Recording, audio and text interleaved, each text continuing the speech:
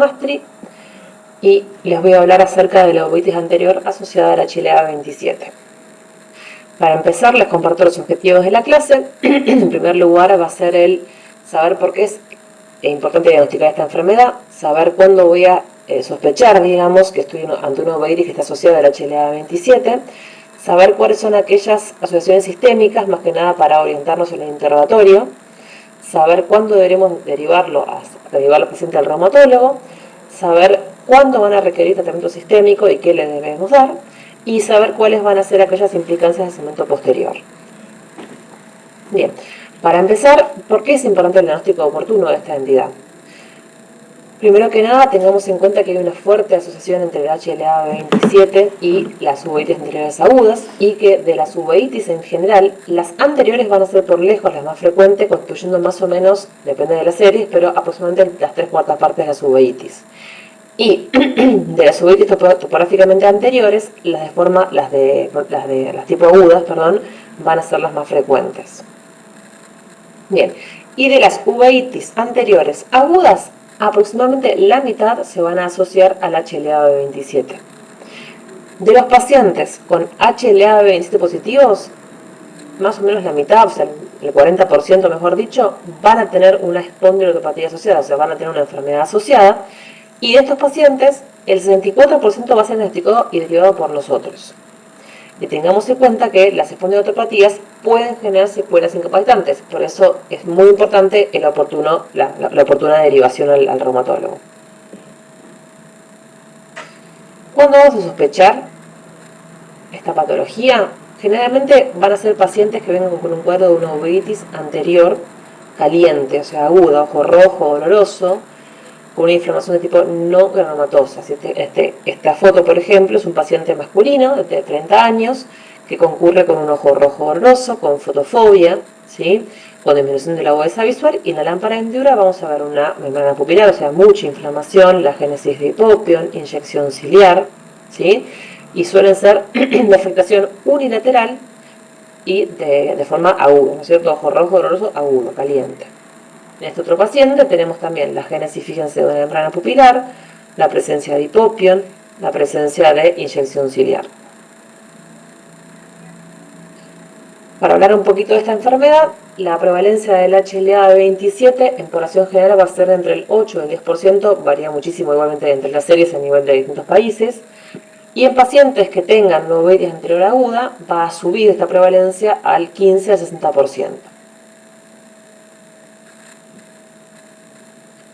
Generalmente el tipo de inflamación va a ser de tipo no granulomatosa casi siempre, y la localización va a ser anterior también casi siempre. El curso de la enfermedad en la gran mayoría de las veces va a ser recurrente, también pudiendo ser a veces crónico o agudo, y la afectación va a ser también en la gran mayoría unilateral, pero también se lo podemos ver de forma unilateral asincrónica, o sea, un episodio de un ojo, otro episodio de otro ojo. Y si bien es una uveitis de ubicación anterior, puede estar asociada a complicaciones en el segmento posterior en el 21.5% de los casos, puede complicar con vitreitis, con edema ocular y hasta con papilitis.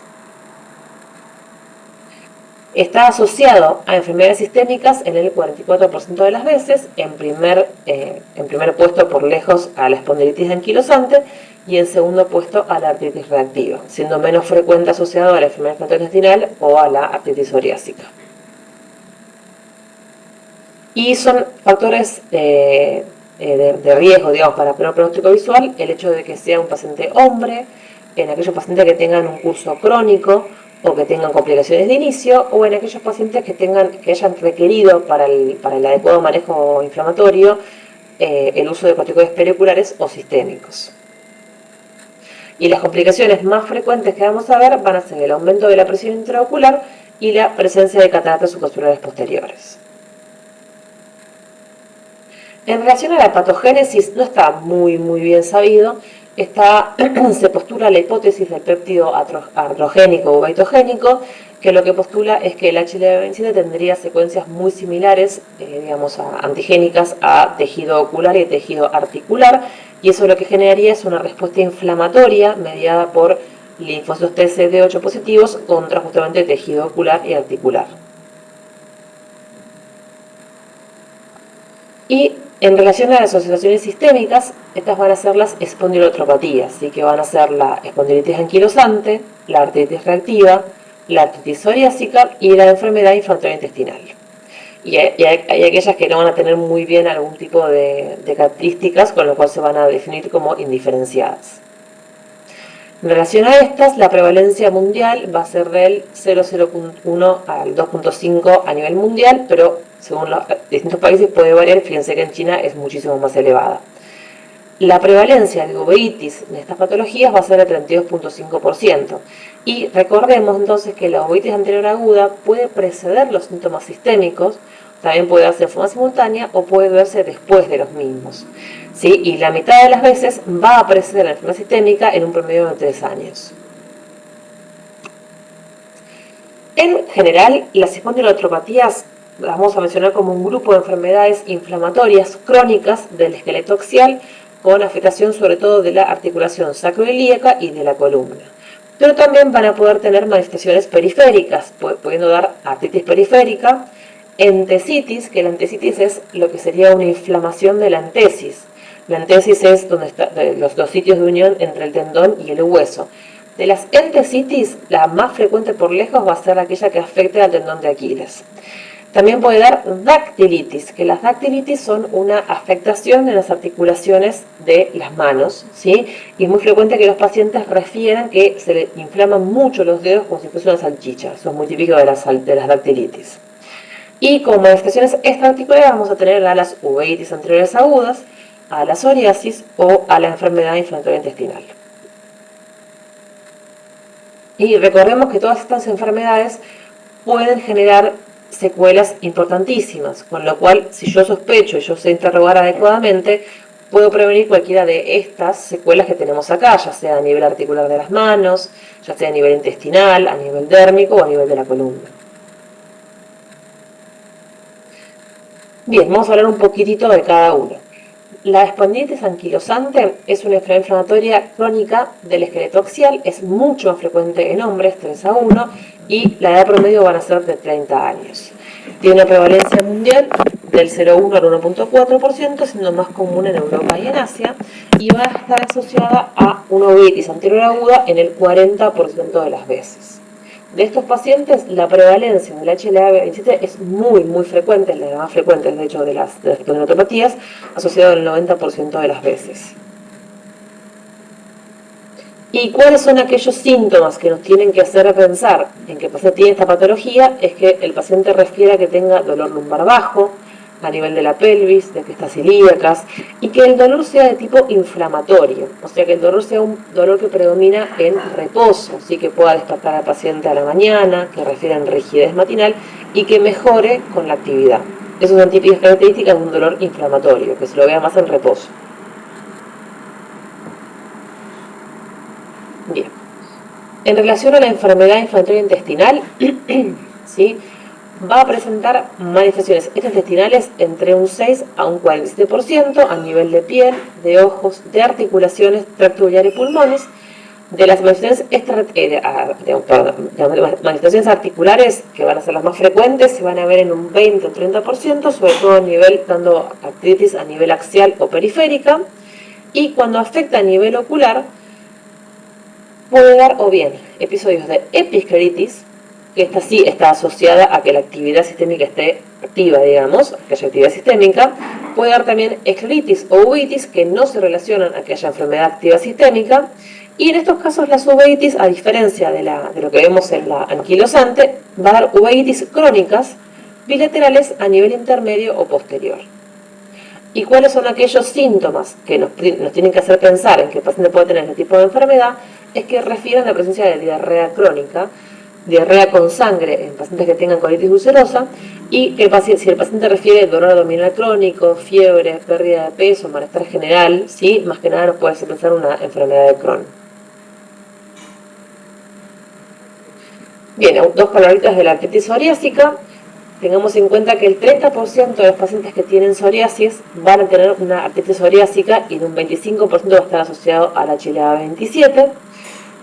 Con manifestación articular va a ser más que nada a nivel axial, a nivel de tratando de una sacroileitis, y también puede dar manifestaciones articulares periféricas como una oligoartritis asimétrica, también dactilitis o también entesitis.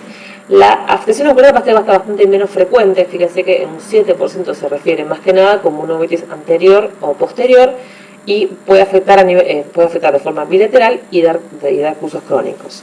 Y algo que la diferencia del resto de las espondiloartropatías es que es la única que puede dar afectación a nivel de las uñas, la psoriásica.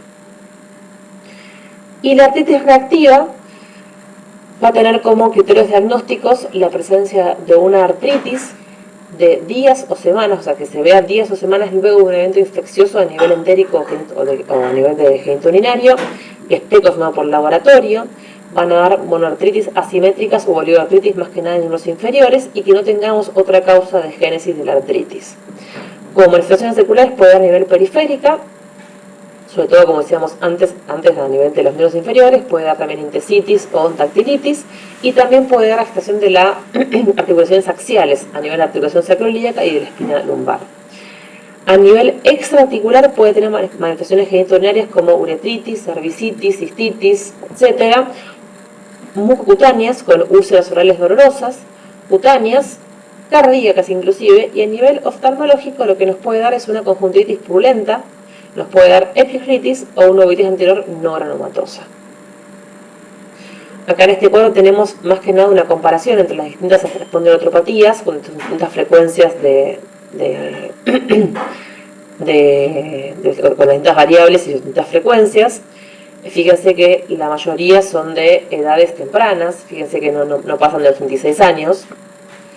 A nivel de si se afecta más el hombro de la mujer, en la espondilitis anquilosante y en la reactiva es más frecuente en los hombres, mientras que en la psoriásica no hay mucha diferencia, y la enfermedad intestinal es mayor en hombres pero menor que en las otras.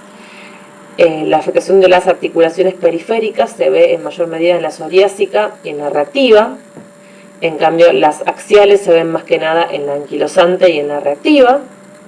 Se ve dactilitis muy comúnmente en la psoriásica, mientras que en las otras no. Se ve entesitis más que nada en la psoriásica y en la espondiloartropatía, en la anquilosante. Se ve obviamente psoriasis en la artritis psoriásica, si bien también se puede ver en las otras, es mucho menos frecuente. Se ven lesiones en uñas en la artritis psoriásica, en las otras casi no se ve. Y el HLA-A27 va a estar asociado sobre todo en la anquilosante, también en la reactiva, y en las otras dos no tanto. Y las uveitis las vamos a ver sobre todo asociadas con la espondilitis anquilosante. Entonces, para orientarnos en estos pacientes, lo que tenemos que preguntarles fundamentalmente es, por ejemplo, en que me corro yo acá, es si tuvo episodios similares, o sea, si fue el primer episodio, o es algo que ya viene recurrente, si tiene dolor a nivel de la espalda baja, si tiene los dedos se le ponen como inflamados como una salchicha. Recordemos también que tenemos que orientar a que sea un dolor tipo inflamatorio, o sea, si tiene esa rigidez al levantarse en esas zonas, si el dolor mejora o empeora con la actividad, si el dolor lo despierta por la noche, etcétera. Si tiene manchas en piel, si tiene alguna inflamación, si tiene una activación que esté como inflamada, si tiene frecuentemente dolor abdominal o diarreas o alteraciones en la materia fecal. Bien, y en relación a la derivación pronta al reumatólogo, este es un cuadro que nos puede servir más que nada para saber cuándo lo vamos a derivar. Ante un paciente con uveitis anterior aguda, si ya tenemos un diagnóstico previo de una espondiloartropatía, bueno, listo, es eso, informaremos al reumatólogo. Si no lo sabemos, tenemos entonces que preguntar si tiene dolores en la espalda baja, y las características del dolor, si tiene, por ejemplo, si le inflamando alguna articulación, los dedos de la mano salchicha, etcétera, etcétera. Si refiere que no, bueno, buscaremos por un lado. Si refiere que sí, tenemos que constatar cómo está la HLA-A27. Si es positivo, se va al reumatólogo. Si es negativo, insistamos con el tema a nivel de la piel, de las uñas, porque en ese caso podría ser, por ejemplo, si tiene algún tipo de manifestación de tipo psoriasis, bueno, ahí lo vamos a mandar igualmente, porque recordemos que en la psoriásica no era tan frecuente que el HLA-A27 sea positivo. Bien, ¿y cómo va a ser el tratamiento de las uveitis anteriores asociadas a la HLA-27? La gran mayoría, gracias a Dios, van a responder muy bien al tratamiento tópico con prednisolona tópica, ¿sí? Y cicloplégicos. Vamos a ser agresivos desde el comienzo, ¿sí? Como son uveitis bastante inflamatorias, es bueno darles cada una hora, con cargas, lo que sea necesario para bajar la inflamación. En su gran mayoría van a responder a las gotas. En aquellos que con gotas y con carga, o sea, cada una hora con carga, no respondan, entonces vamos a seguir con una triamcinolona subteroniana.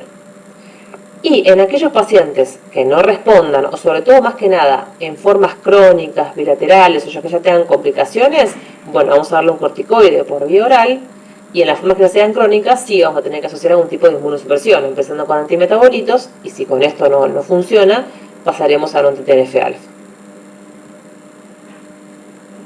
Bien, y como para ir cerrando ya la clase, recordemos entonces que las uveitis anteriores agudas asociadas al HLA-27 van a ser la mitad de los pacientes.